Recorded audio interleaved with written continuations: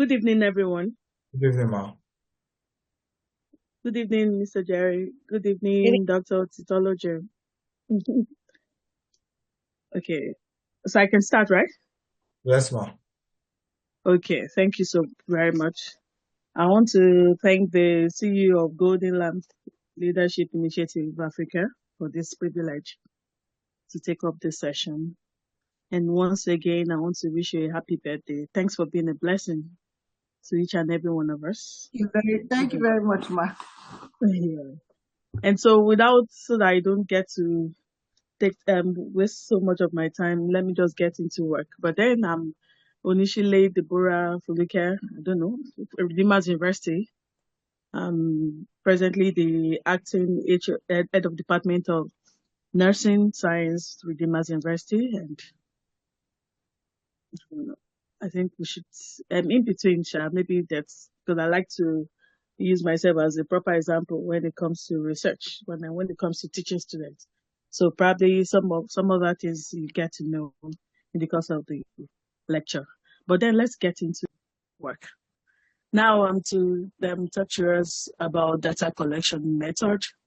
And talking about data collection method, when I saw the topic, I was like, oh, what is it to really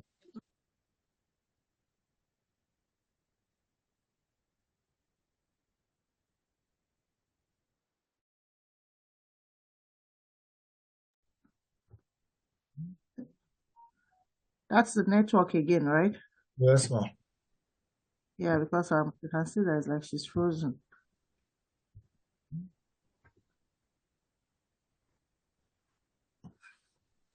let me change my location. Maybe the network, so the network is really terrible here.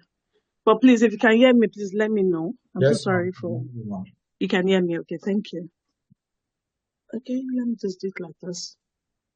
I think I'm trying to get a better network. I don't know what's happening this evening. Okay, then. I'm so sorry for this. Network has been very stable, not up till now. Okay, so talking about data collection is basically a practical thing. It's more the practical than the theory. However, before I go into my slide, I just want to give us, in a layman language, if my grandmom was to ask me, or my mom was just to ask, okay, so what this presentation, what is all about, and the way I would really want her to understand. And so, talking about research, there's no research without having to collect data, basically, and so talking about data collection is that aspect with which you gather information that you would need to use to formulate, answers to the questions that is probably on your mind. And then, so when we talk about data collection, I've noticed when it comes to research, so two different things, and you have three aspects with which students get to, run away from when it comes to research. Number one is the writing aspect of it, with which a lot of justice has been done. If you have been going, following through with this lecture, because I've also been doing so the same. I've really learned a lot. And then if you have been learning, I think the writing aspect, with more practice on your own end, justice must have been done to it for you to understand better that it's easier than, you have always anticipated. Now, the other aspect is that usually pose problem to students is how to collect data. How to collect data, most especially when we hear the word data. I know the one that is common on, with undergraduates is the, questionnaire type. They don't even know, undergraduates don't even know the difference between qualitative data collection method and the quantitative one. They just know it's questionnaire and they get into it. And probably not happening, I have supervisees. By the time they bring in their questionnaire and I'm asking questions, I just realize that they don't even get to understand what they're doing. They just put something together and they're telling you if they want to get into the field and they're disturbing you about it. Meanwhile, talking about going to not just getting some questions together about a particular variable and getting into, there are so many things that you need to put into Mayor. And so students don't, and so that's also another place angle where supervisors and supervisors have issues and where students just get stuck. And so they tend to look for, a easy way out of it. And so that's the second audio that, young researcher usually have. Then the third one I've noticed, which is the data analysis. But then my focus today, our focus today is on data collection. I'm sure the next class will be on data analysis, and I'm sure, and I know that, there's a professional to do justice to that. And so with this, so talking about that data collection, I said I was going to explain. So it's just as I earlier said, there's no research without having to, source for information, gather information about a problem. There's something on your mind, you're worried about it. You're worried about how the relationship between academic performance and social media. I'm sure most especially for the young researchers, unlike during my own days when I was in school, there's nothing like social media distraction. If you are either in the class or you're out or you're gisting, we don't have that phone thing that gets to really distract us as such. And so we are either focused or not focused.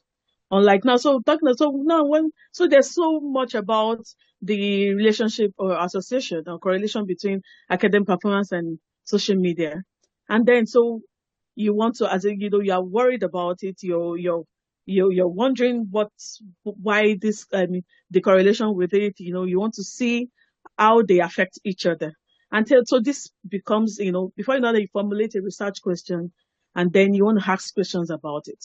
And so the aspects in which you get into the field, asking questions, whether in any form, whether you want to do it, you want to go into in-depth in that interview with, you want to get to interview people on a one-on-one basis, whether you want to put it in form of questionnaire, whether you want to do the questionnaire or maybe an online thing or over the phone conversation. Anyways, is that whatever you're doing at that point in time is what is called the data collection, and so the processing and the likes. And so, our overview today, we're going to be looking at the data collection techniques, difference between the quantitative and qualitative data collection, then appropriate data collection methods, data collection instruments, data collection quality, then ethical data collection. And so this is the overview, what we'll be looking at, our focus, our learning outcome for today. And so this takes us to, the business of the day. And so the major responsibility of a researcher is to provide solution to an existing problem through a research study. And so this is because most problems arising from social sciences and nursing can be solved mostly on the basis of thorough investigation. And so the end results of such inquiries is the data collected in the process of investigation. And so issues relating with research studies and inquiries can only be adequately resolved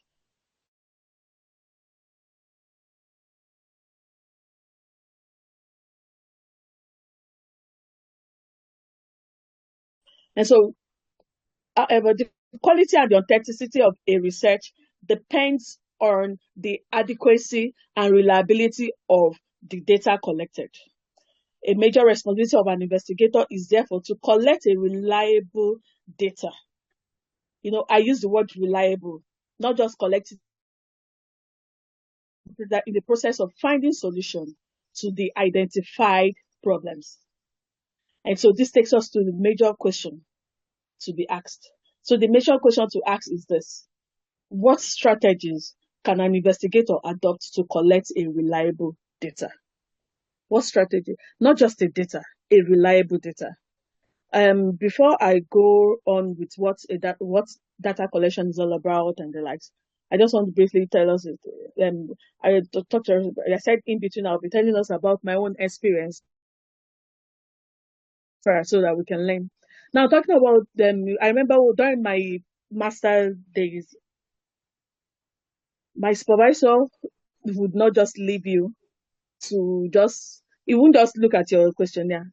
In fact, he's always very particular about the, he's not so particular about chapter one, chapter two, because of course, when you want to start with my supervisor, the person that supervised me for masters and PhD, the first thing he will tell you is get a research topic. By the time you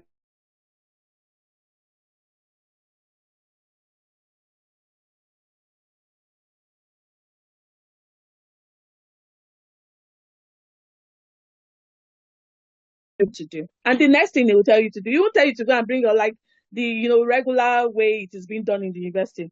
He won't tell you to go and bring in your chapter one. No. Next thing he will tell you is by the time he approves of the topic, he will just tell you, okay, I want to see your instruments. Because and initially when I started with him, I was like, I was of that opinion that this man, why didn't you just ask for chapter one? Let me give you research topic, my research questions, my objectives, like that. But for him, it's the other way around. He wants your questionnaires. And so by the time you are bringing in one thing, he would explore you to the later, such that you as a student, as a supervisor,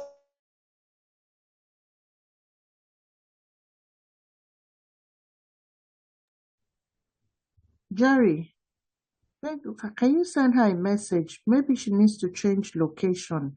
Or if we can get another device.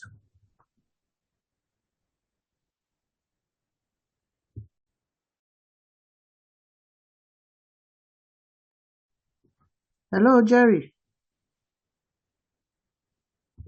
I've sent her, ma.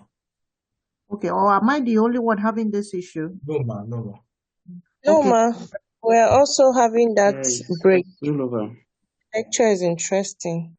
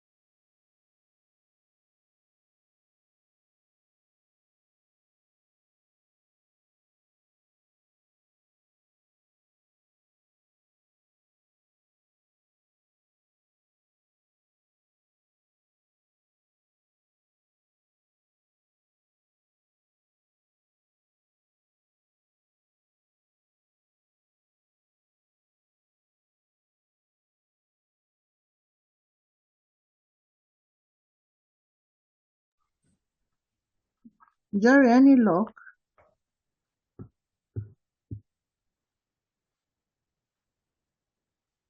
Jerry, any luck? No, ma. So I'm trying to call her now.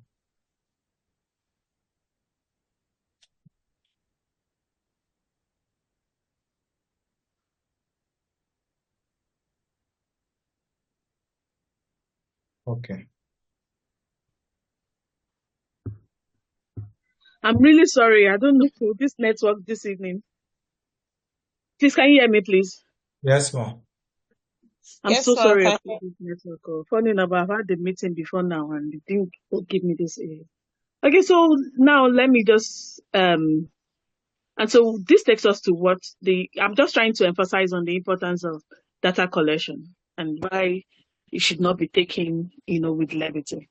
And so now this takes us to what exactly is data collection? Data collection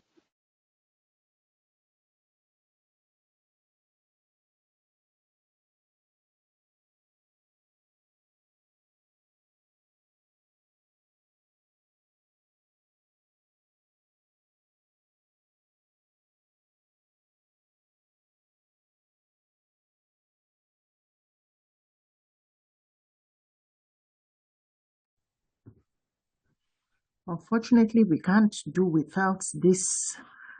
This stage is a crucial stage that we need to all grasp, because next summer we can see you now, ma.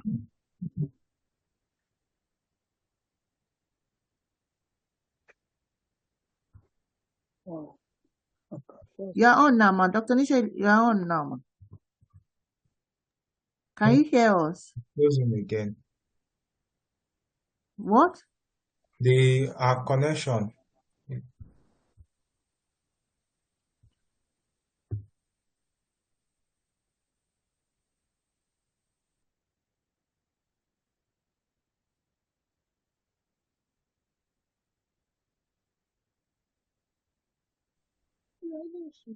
Okay. Okay. I'm here. Yes, you are on now, ma. Oh, I'm really, really sorry about this. Okay, then. Okay, so we're talking about the fact that data collection is just collecting and evaluating information or data from multiple sources to find answers to research problems, answer answer questions, evaluate outcomes, and forecast trends and probabilities.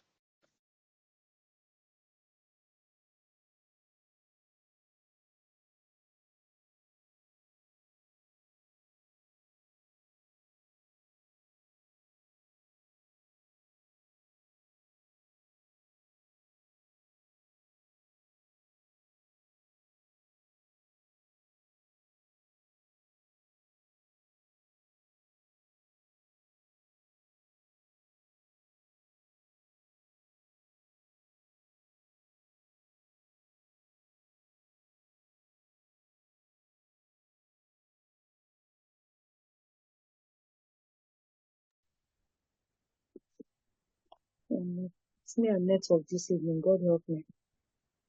Mr. Jerry, I'm sorry, Dr. Titolojo, please pardon me. No problem. Ma, please, I don't know if you can turn off your video. Probably to boost the. Maybe it will help. Okay, I think so. Okay, I think Can you hear me, please? Yes, ma. Okay, I just want to be sure the students are hearing. No. Akimbola Aisha. Yes. Akimbola Aisha, if you can hear me, let me know. I just want to be sure, not just from Deborah Remu. We can hear you, ma. Okay, But I'm ma'am. hearing Okay. you from my Yes, side. ma, I can hear you. Yes, we can Okay. hear you. I just want to be sure that the students are here too with me. Thank you, ma'am. Okay, then. So, data collection is an essential phase in all types of research analysis and decision making, including the one that is done in business places, healthcare, and social sciences. And so, this takes us to the difference between qualitative data collection and quantitative data collection. So, starting with quantitative data collection, quantitative data collection refers to the collection of numerical data that can be analyzed using statistical methods. That is, this type of data collection is often used in surveys, experiments, and other research methods. It measures variables and establish a relationship between variables. And so the data collected through quantitative method is typically in the form of numbers, such as response frequencies, means, and standard deviation, and can be analyzed using statistical software.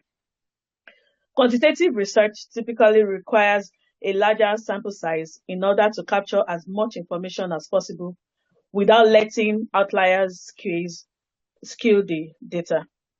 And so what are the importance of quantitative data collection? As a researcher, you do have the option to opt either for data collection online or use traditional data collection method, which we are all used to via appropriate research. Quantitative data collection is important for several reasons. It's important for objectivity, generalizability, precision, hypothesis testing, comparison, replicability. Now, talking about objectivity, quantitative data collection provides objective, and verifiable information as the data is collected in a systematic and standardized manner. Then, talking about qualitative data collection with respect to generalizability, it is the result from qualitative data collection can be generalized to a larger population, making it an effective way to study large groups of people. Then, in terms of precision, numeric data allows for precise measurements and unit of analysis, providing more accurate results than other collection forms. Then, with respect to hypothesis testing, quantitative data collection allows for testing hypotheses and theories, leading to a better understanding of the relationship between variables. Then, with respect to comparison, quantitative data collection allows for data comparison and analysis, and it can also be useful in making decisions and identifying trends or patterns. Then, the last but not the least, with respect to the importance of quantitative data collection, is the fact that the numerical nature of quantitative data makes it easier to replicate research results, and it is essential for building knowledge in a particular field. Quantitative data collection provides valuable information for understanding complex phenomena and making informed decisions based on empirical evidences. Now, on the other hand, qualitative data is a non-numeric information such as in-depth interview, transcripts, diaries, anthropological field notes, answers to open-ended survey questions, audio-visual recordings, and images. And so the value of qualitative research is that it gives a voice to the lived experience, offering researcher a deeper insight into a topic or individual's experiences. Qualitative data can be combined with quantitative to enhance understanding around a policy or topic in a way that quantitative data by itself often cannot. So qualitative research is best kept to a much smaller sample size for the sake of time and data saturation. Data saturation occurs when enough samples have been collected that information begins to be repeated. And so the importance of qualitative data collection, that is the first unique aspect of qualitative research, is that it is the most open-ended form of data collection. And so because this data is expressed with words, it can offer insights that numerical data cannot. For instance, the quantitative data, for instance, the use of questionnaire, there are some questions that you ask, and then you look out for the number of people that probably said yes to it, and you are wondering why they said yes. But then that's the limitation with respect to quantitative data. But with qualitative data, you can go on and on to explore why the person, tilted towards a yes and not the no of the very question that you have asked. And so it is generally much more flexible in nature. It also provides more targeted or direct responses to research questions rather than drawing conclusions based on statistical significance. And so another importance is that it excels at dictating change over time within its sample sizes, such as opinion of a particular product or social issues.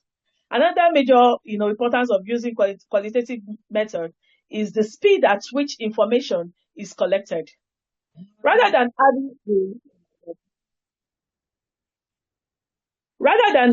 having to run a survey or observe change over a matter of weeks or months, qualitative data is collected instantly through verbal communication or observation, keeping the time and cost expenditure low by comparison. And so this takes us to data collection method. We have the primary and the secondary data collection method. And so under the primary, we have the survey or questionnaire. Under the primary, we have the interview, observation, experiment. Then for secondary data form of data collection, there are the likes of literature review, government database, commercial database, and web scraping. Now, talking about the first technique of data collection, which is the primary data collection, it involves the collection of original data directly from the source or through direct interaction with the respondents. And so there are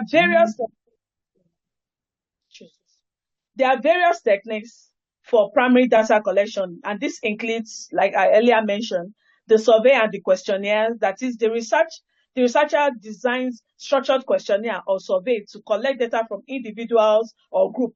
And so this can be conducted through a face-to-face interview, a telephone calls, mail, or online platform.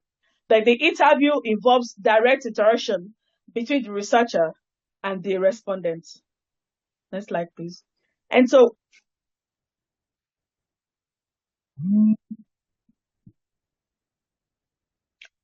another type of primary form of data collection method is observations. Researchers observe and record behavioral actions or events in their natural settings. And so this method is useful for gathering data on human behavior, interactions, or phenomena without direct intervention. And so another is the experiment. The experimental studies involve the manipulating variables to observe their impact on the outcome. Researcher controls the conditions and collect data to conclude cause and effect relationship. Another primary form of data collection is the focus group. Focus group is that form of data which brings together a small group of individuals who discuss specific topics in a budgeted setting. So this method helps in understanding the opinions, the perception, and experience shared by the participants. And so the secondary data collection, that is, it involves using existing data collected by someone else for a purpose different from the original intent.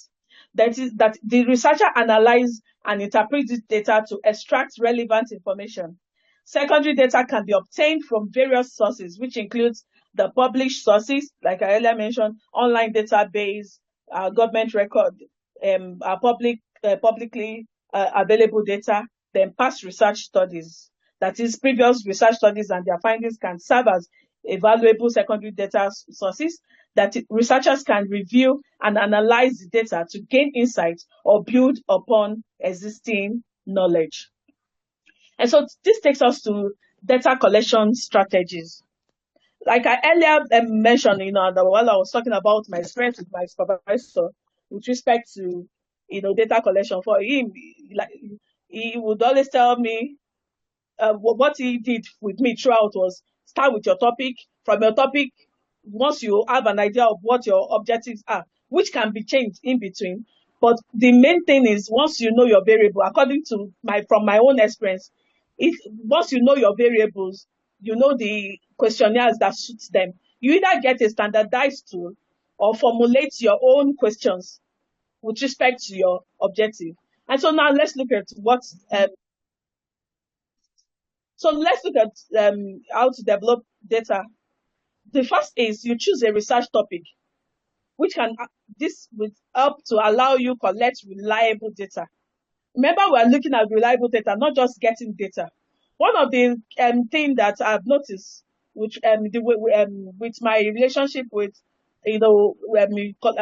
international collaborators with respect to research, is they have this fear for our data in Nigeria, that most data that people bring in from Nigeria are not correct. There's always this fear. And so each time I talk to my friends abroad and when that we collaborate together, and I'm like, I want to bring in somebody, who'll be like, are you sure? There's this, having to then, and that's why most journals tend to turn down some papers, probably once they see that there's something dicey about it. And so that's why I'm emphasizing on the word reliable data, because your data that's your research. Your data is your research.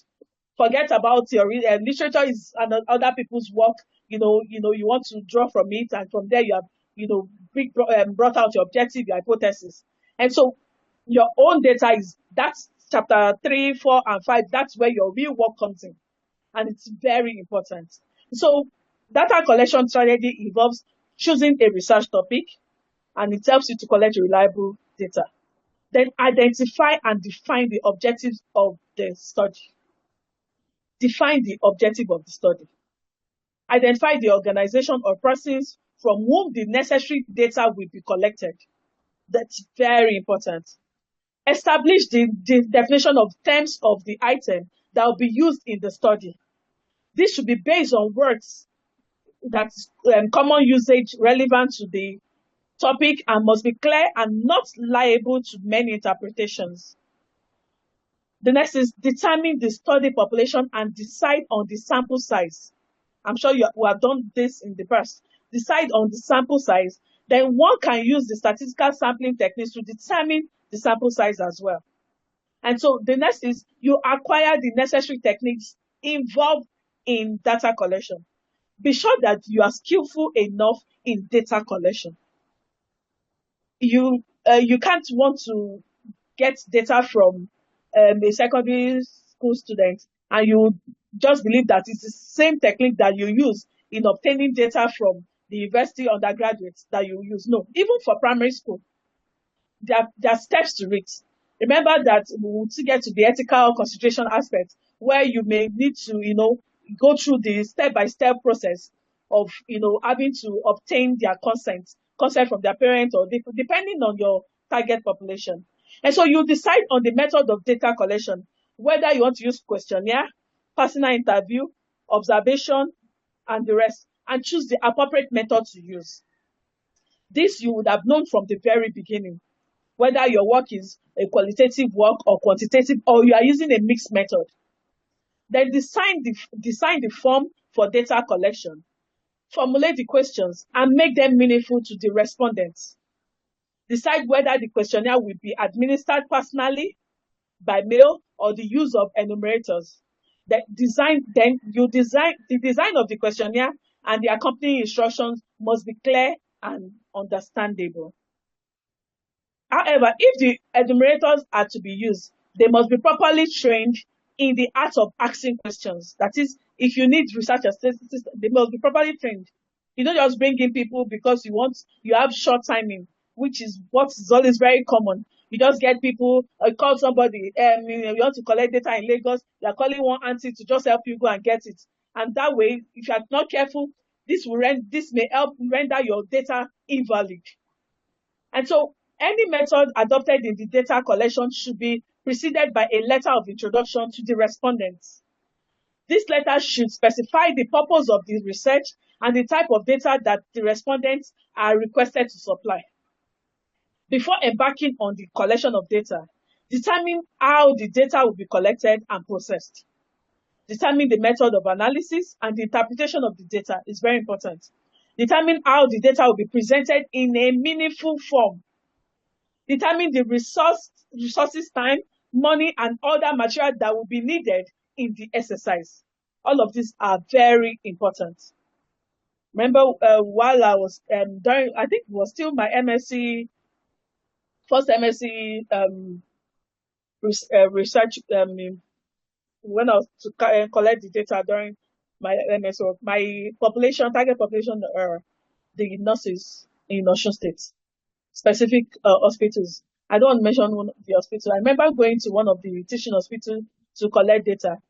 And then by the time I got there, they looked at me. I think it was the period where government has not paid them for a long time. And so I just bumped into them. I think it was even just for my pilot study. It was not for the major study.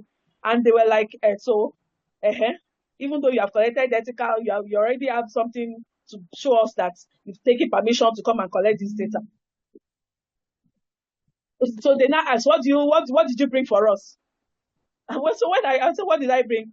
Before I knew what was happening, I had to dash into the nearest bookshop, go and buy biro, new pen, and I had to start distributing pen. And that was because I prepared my mind that for areas where I may need to give incentive, I would have to. And so the money was already available on that. So you have to determine your resource, your timing, your money, and everything that you'll be needing for that exercise.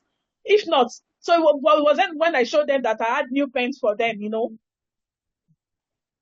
was when I showed them that I had pens to distribute, free, that they're not returning it, that they, I started getting their attention. Yes, my own colleague, fellow nurses, in fact, my experience in their end was not something that I want to talk about today. But then all of this should be put into consideration. Not just nurses, not just anywhere, most especially when you are going to secondary school to obtain, all of this should be factored in, even though I understand that the financial constraints is also an issue.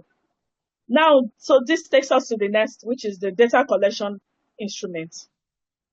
So you'll be hearing the word, when it comes to research, you'll be hearing the word instrument, you'll be hearing tools, questionnaire, they use it, interchangeably. And so, but then what exactly is the research instrument?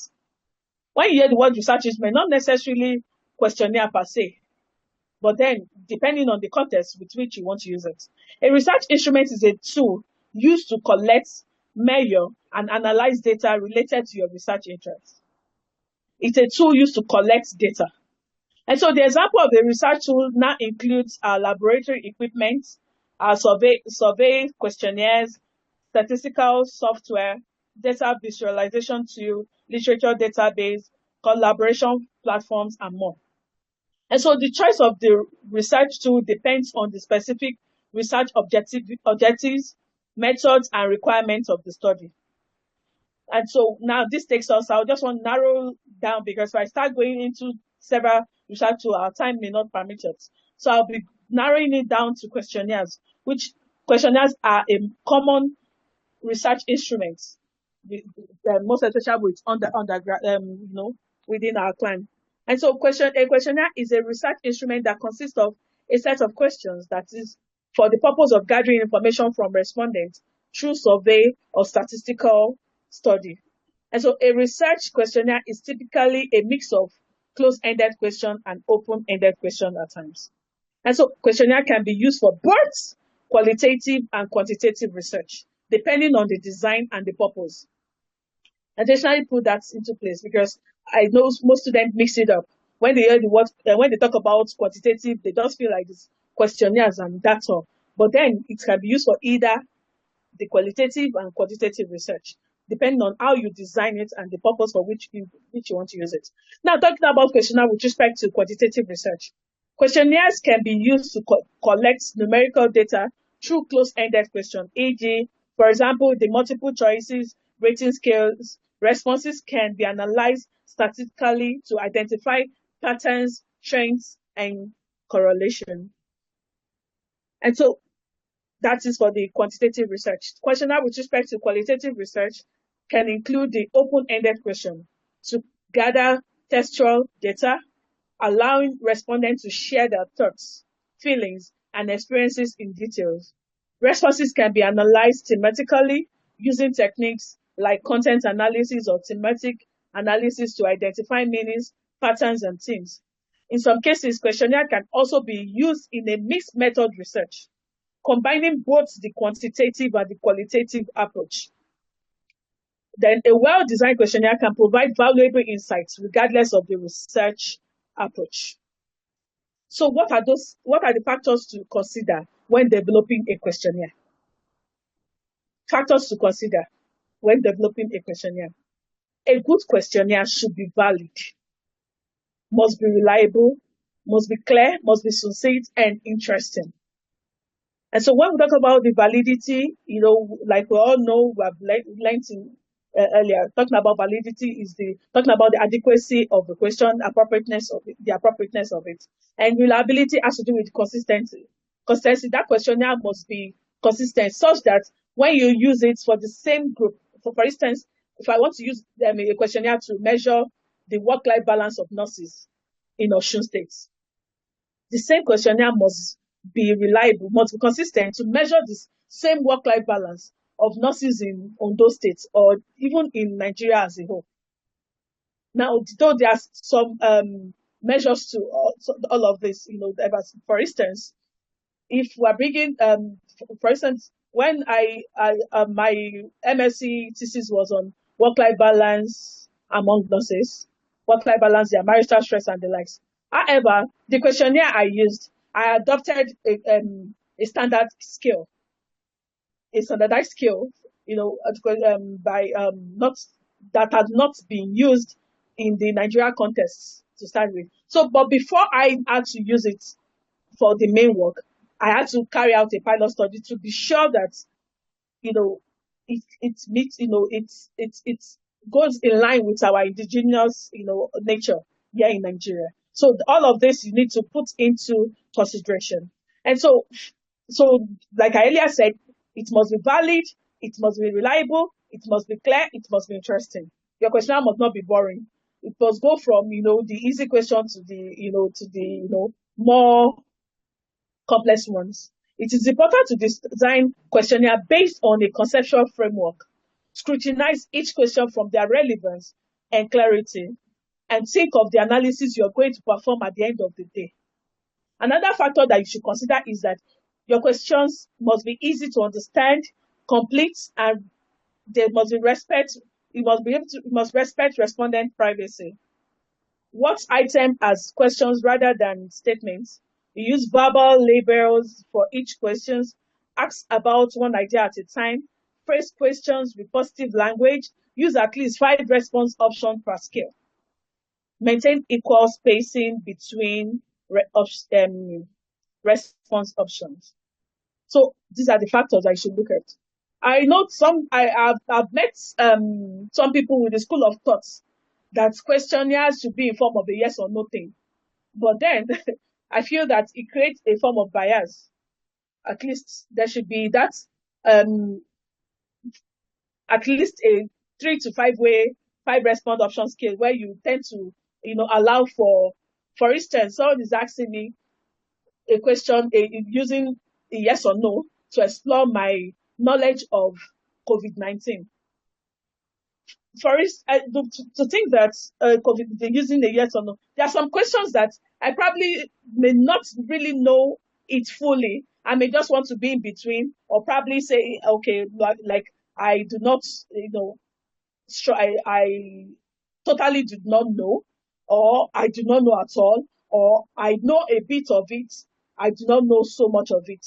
But then when we streamline ourselves to the yes or no thing, it does not give room for flexibility to a certain extent. And so how do we create a questionnaire? And so I have step-by-step guides at which you can create a questionnaire.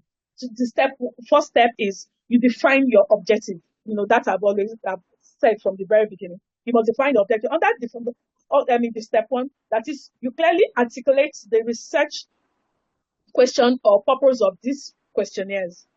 Then you identify the target audience and ensure the questionnaire is relevant to them. So the second step is that you determine the questionnaire type, whether it is quantitative or qualitative. For quantitative, close-ended questions for numerical data. For qualitative, open-ended questions for textual data. Then you now determine whether, or still under the questionnaire type, whether it's a mixed method that is combination of both that you want. Then the third step is that you plan the questionnaire structure. That is, there's an introduction, a brief overview and instruction. Then warm-up question, that is the easy introductory questions. Then you go to the next one, which is the core questions, that is quick key questions addressing the research objectives. Then the demographic questions, which is probably optional for respondent classifications. Then we have the closing questions, that is the final thoughts or comments. Then this fourth step is write effective questions. Under writing the effective question includes your clear and concise language. Avoid leading or biased questions. Use simple specific scales, for e.g. the Likert scale or your rating scales. Then your pilot test questions for clarity and effectiveness. Then the fifth step is that you choose a questionnaire format. Whether you want it if you want to do it in an online form, you put it in a Google form or a SurveyMonkey or a type of other type of form. Or under the questionnaire format, you can make it paper-based, which is the traditional one that we're all used to. Printed copies for in-person administration. Then another type is the telephone or face-to-face interview for more personal or qualitative data collection. And so the sixth step is the pilot testing of the questionnaire. That is, you test with a small group of people, 5 to 10 respondents. Under this, you gather feedback on the clarity of the questionnaire, the relevance, and the overall experience. Then you revise and refine the questionnaire based on feedbacks. The final step is you finalize and distribute. You finalize the questionnaire with revisions. You distribute the questionnaires through choosing channel, the one that you have opted for. Then you monitor the responses and adjust distribution strategies as needed. So this takes us to the next point, which is data collection quality. Data collection quality refers to the accuracy, the reliability, validity of the data collected. High quality data collection ensures that the data is, one, it must be accurate, that is free from error and biases, reliable, that is consistency and dependable. It must be valid, that it must measure that which it intends to measure. That is that which is meant to measure the adequateness, the appropriateness. Then it must be complete. That is, it must include all necessary data points. Then it must follow standardized procedures. And factors that affect data collection quality includes the instrument design, that is well-designed questionnaire, survey, or instrument, the data collector training, that is adequate training for data collectors. Remember that you may not be everywhere at the same time. Then respondent engagement, that is engaged and motivated respondents. Environmental factor, that is minimal distractions, comfortable setting is also a factor that can help to facilitate quality data collection. Then data entry and storage, that is the accurate and secure data handling. So as much as we have that's for the factors affecting quality of data collection, we have the consequences of poor data collection quality. That is bias. It can result to biasment, that is inaccurate conclusion due to flawed data, wasted resources. Imagine time, money, effort spent on flawed data. Then lack of trust. Stakeholders may question the validity of your findings. And so the next is that to ensure high quality data collection, I just want for purpose of emphasis, pilot test instrument that test and refine your data collection tools, train your data collector, monitor your data collection, validate your data, that is check for error, inconsistencies, missing values, then maintain transparent and detailed records. And so this takes us to the last point, the ethical data collection. The importance of ethical data collection in today's environment cannot be overstated. The way a data is gathered and utilized holds significant consequences. Ethical data collection ensures respect for privacy of individuals whose data is being collected, prevents misuse of sensitive information, and upholds the principles of fairness and transparency in data handling processes. And so this takes us to data ethics. Though that data is a broad one, but I'm just going to simplify it by telling us what data ethics is all about within this context. In the context of data collection and analysis, it encompasses a set of values and moral principles guiding how our data is shared, collected, and is used. It's very important. And so all of this, so in the overview of ethical consideration in data collection includes our avoiding data misuse, privacy protection, building trust, social responsibility, and ensuring fairness. And so I want to give us the top 3 ethics in data collection that we need to go home with. Consent is very important. Confidentiality is very important, and communication. Consent based on information from people. Confidentiality, which involves maintaining anonymity and confidentiality while handling data. Then communication, clear communication with providers on data sharing. Remember that when it comes to communication, it has to go from one end to the other. There has to be a feedback.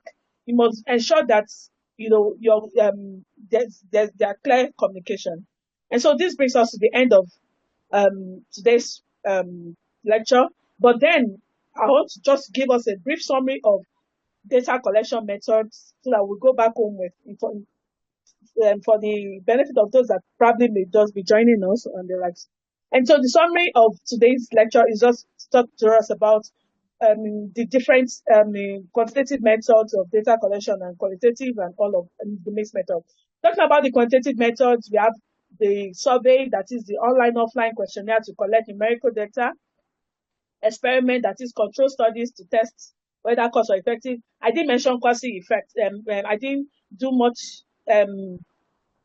put my emphasis on quasi experiment, but quasi experiment is also a form of quantitative method of data collection, that is studies with control and experimental group, but without random assignment. Then under the qualitative method, we have the interview, that is in-depth, semi-structured or structured conversation to gather textual data.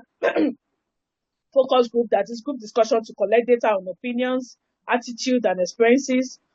Observations, that is participant or non-participant observation to collect data on behaviors, interactions, and environments. Then the mixed method is the combination of the quantitative and qualitative method, that is the triangulation of data collection method to provide a comprehensive understanding. So other methods include document analysis, case studies, secondary data analysis, that is analysis of the existing data. And so another thing to note before we close for the day for this part is, when choosing a data collection method, you must consider this question, must consider all of this, must consider the research question, your population, your resources, then your data type. Choose a method that yields the desired data type, whether quantitative, qualitative, or you're using mix. Don't mix it up. And thank you for listening. Okay. Questions? If there are questions, thank you, ma'am. Thank you very much, Mas. So I'm sure some of us will have questions. Jerry, do we have some questions inbox?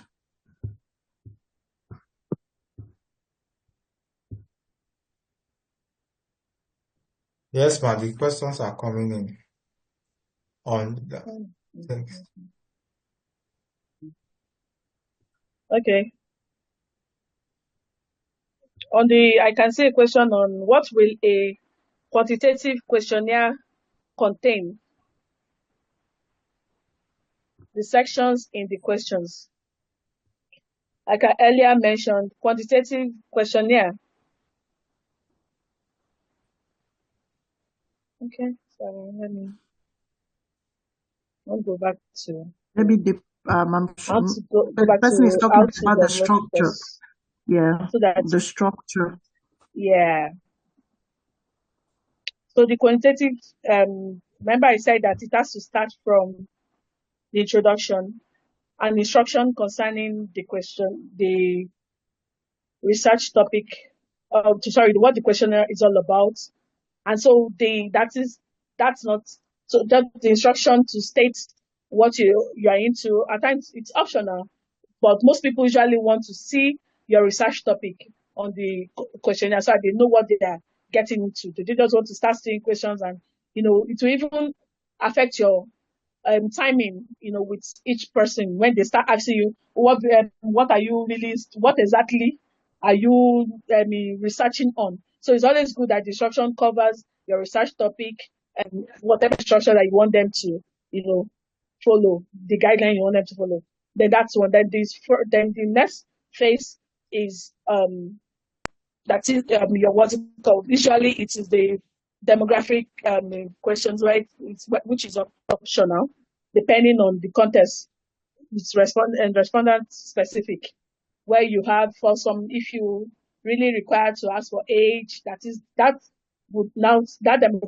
demographic questions usually is always the section A, where you have the age, whatever it is. For instance, let's use for instance, and if your respondents are nurses, probably if you need their age, usually don't ask questions that you won't be needing. Don't just do it because you find somebody's questionnaire and everything the person has on that section A page is what you will just dump in. If you'll not be needing it, you don't have to, so that your questions will not be too ambiguous for your respondents. And so your section B, C and the likes will now follow according to your variables. For instance, in this part of the world, I noticed that for undergraduates, most people tend to go into knowledge and perspective, even though I'm beginning to start seeing likes of other, beyond KAP. But then, if you are checking for the knowledge, attitude, and perspective of people concerning the COVID or PPE or COVID-19 versions, if you are looking at that, so it means that your section A may probably be on knowledge of COVID-19.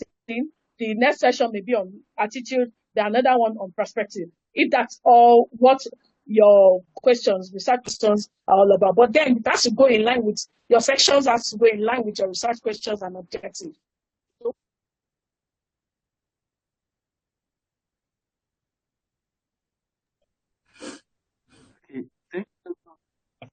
Did we get that? Okay, so there is another question about piloting. Why, I didn't get that. Why is pilot study important? Yes, pilot study is important. Number one, remember I mentioned when my own experience, okay, depending on the kind of questionnaire you're using to start with. If you are using an already standardized tool, for some people, if this tool has been used within the context of within the population that you intend to use that same questionnaire for, you may or may not tend to. But then the piloting is very important for every questionnaire in order to test and be sure that your questionnaire is reliable for that within the context with which you want to use it, is valid, is accurate, and concise for the study with which you want to use it. And it's very important.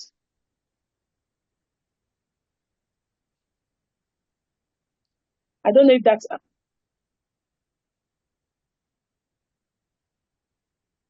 Hello? Yeah. Yes, ma'am. Okay. So yes, Dr. Anzisle, thank you for your presentation. I've listened and I've seen those questions that they asked.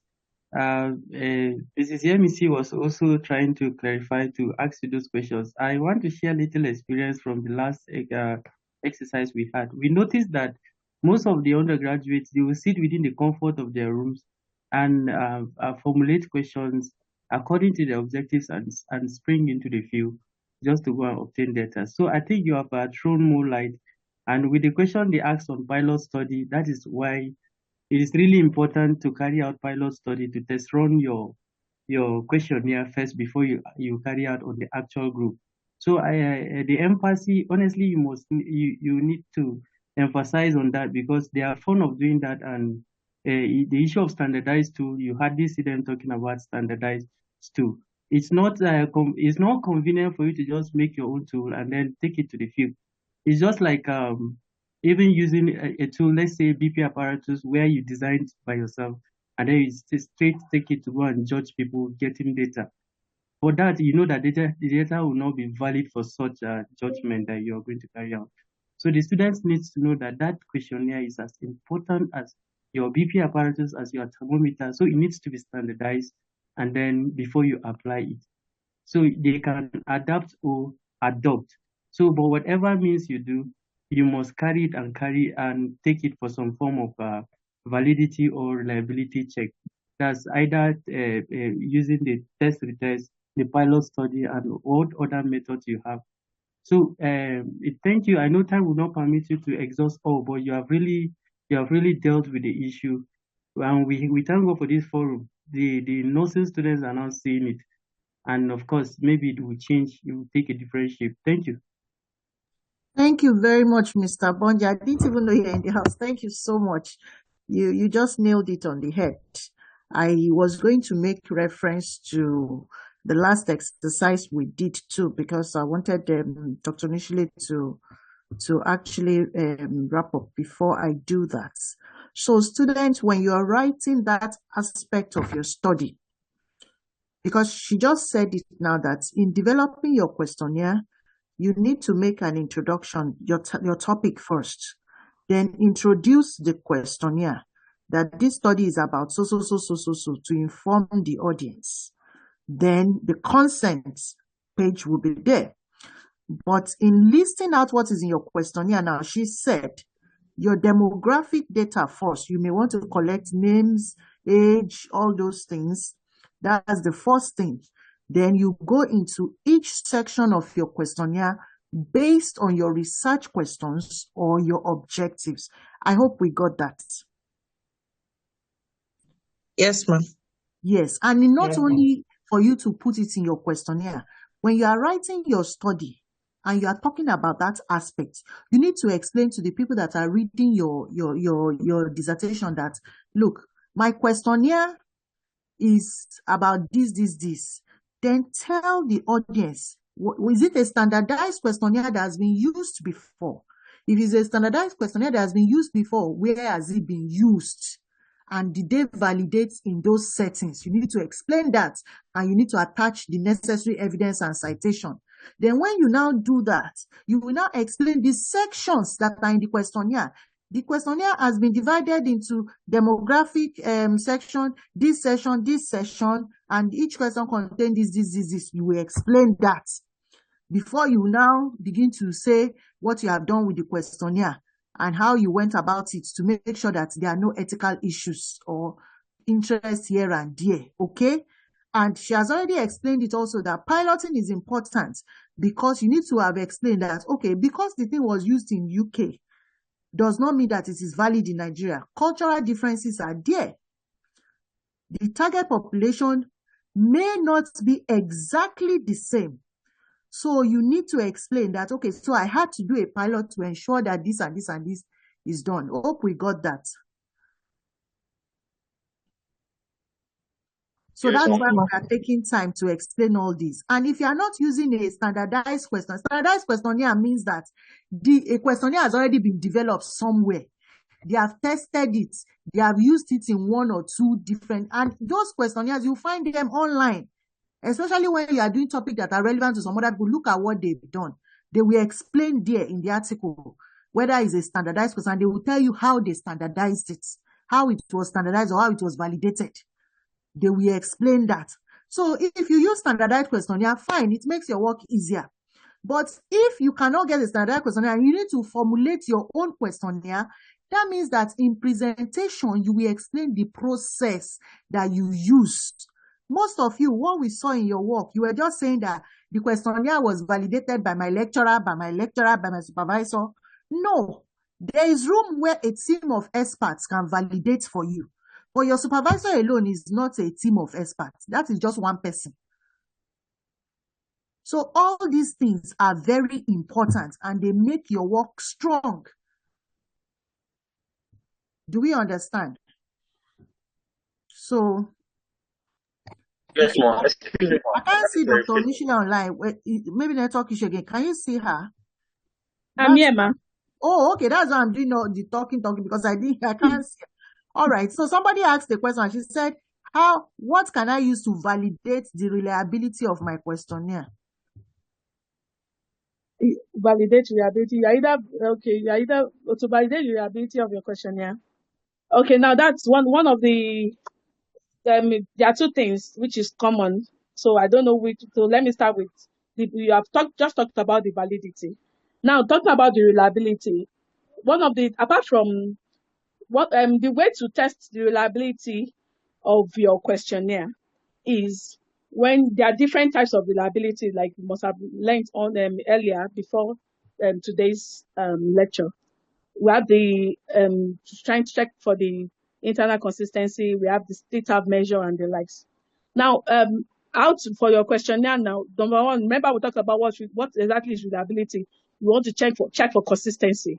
And another way to check for consistency is to check the internal consistency. So now, the way during the pilot study, by the time you administer the questionnaire to just a smaller group, not the same set of people that you want to use. It's probably 10 people away from the population that you intend to use originally. But then, for instance, if you are using nurses in Oshogbo Teaching Hospital for your main work, the pilot study, you can run it on nurses in the health center in your school, or probably a primary health center somewhere. So by the time you do it, you put up that one. There are ways you can use statistical tool to check for the reliability Cronbach alpha, that is reliability coefficient, and which is rated between a range. And so once the reliability coefficient meets a particular range, usually it's between 0.69 to 0.99, doesn't exceed that, depending on each of the tool that you're using for each of the variable. That is, so with that, when you put it through, and this analysis, this statistical group, it helps it will help you to know whether the tool is reliable with respect to internal consistency. But then there are also ways consistency, and that way to check for the reliability is also, the same set of people. Where you give it to them today, the same answers they give to you, by the time you take it another time again, the answers is not far from the same thing they give to you. So that way you realize that your questionnaire is reliable.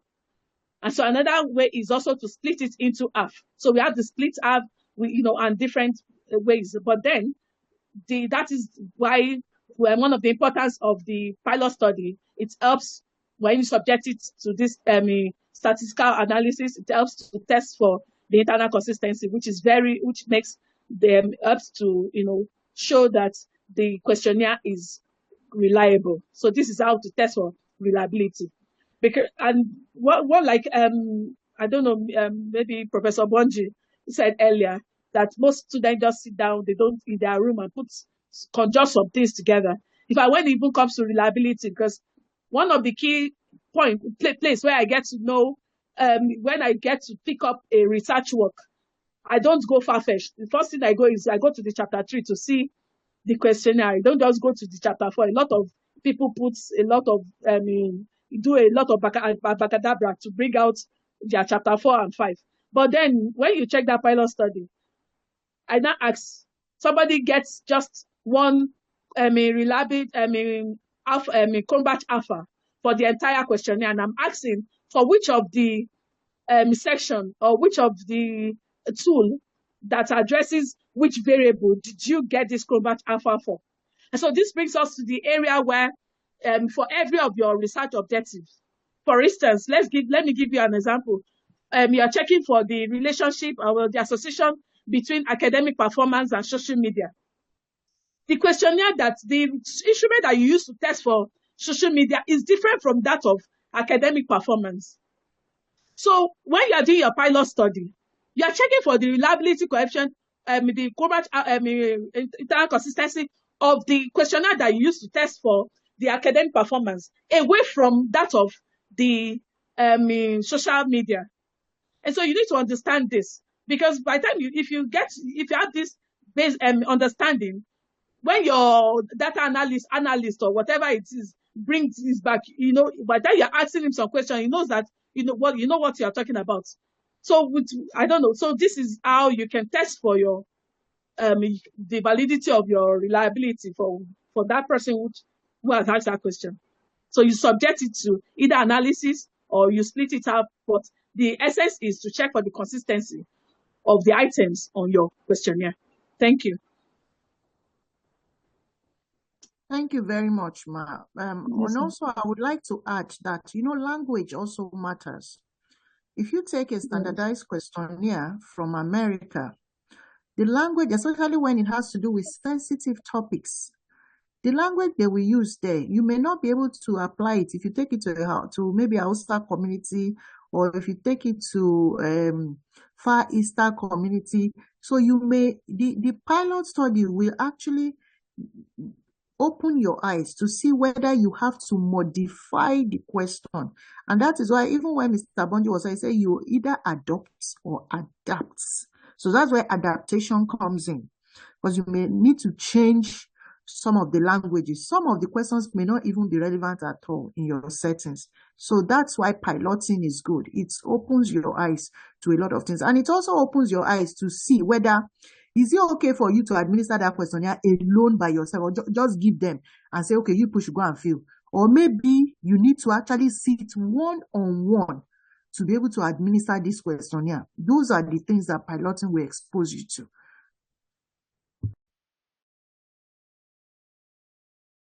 Any other question? Jerry, any other question?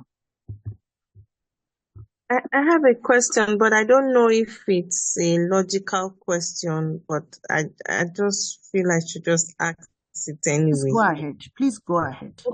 Okay, my question is, you explained that we need to explain what is in our questionnaire. We need to let them know if it is a standardized question. We need to also put the demographics. Where do we explain if the questionnaire has been used before? At what is it, in the abstract of our research work or in the research questionnaire itself, where we have to put our title of the No, research what to work, that's the explain. topic, Is that all? put the where Okay. exactly do we now explain if the research questionnaire is a standardized one or any other information we wish to share before the Okay. questions? All right. Thank you. Where you need to explain this is under your chapter 3. There's a Oh, okay, place ma. in your chapter 3. There's a place for where you need to talk about detailed information on your research instruments. So you need to talk about each of the section. Section A, you talk about the demographic variable, the ones you explored, the relevant ones. Section B, the questionnaire you used. You Oh, now talk okay. about Thank you the very much. questionnaire, I understand the now. author, and the like. So it is in your chapter 3. Do you get it? Yes, ma, I do, ma. All right then. Okay then.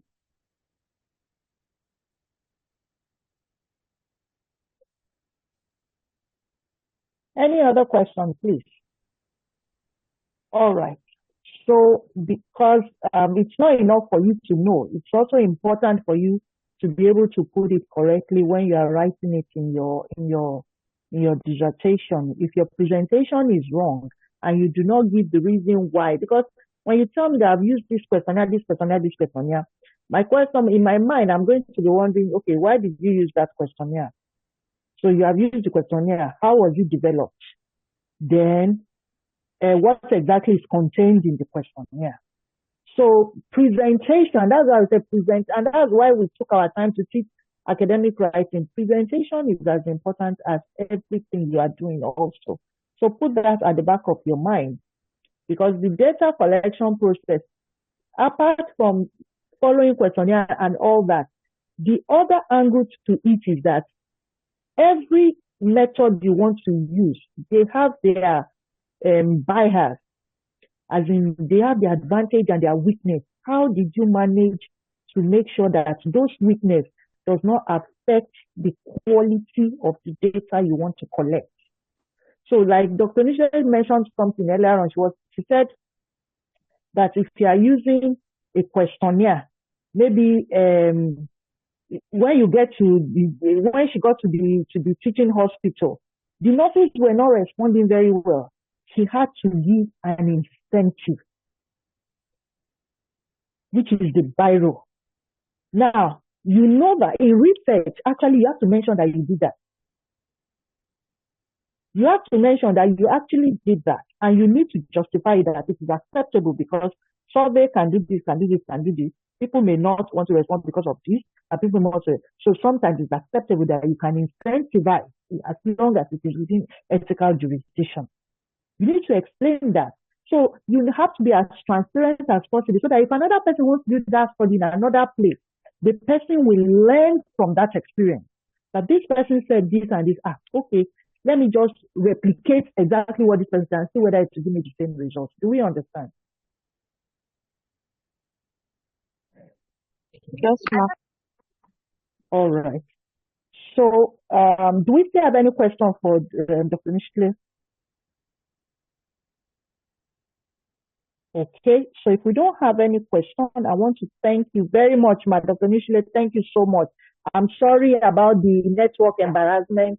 It's so frustrating. Most of the students also are having this challenge. Sometimes last minute they cannot join the class, but it is well. It is well.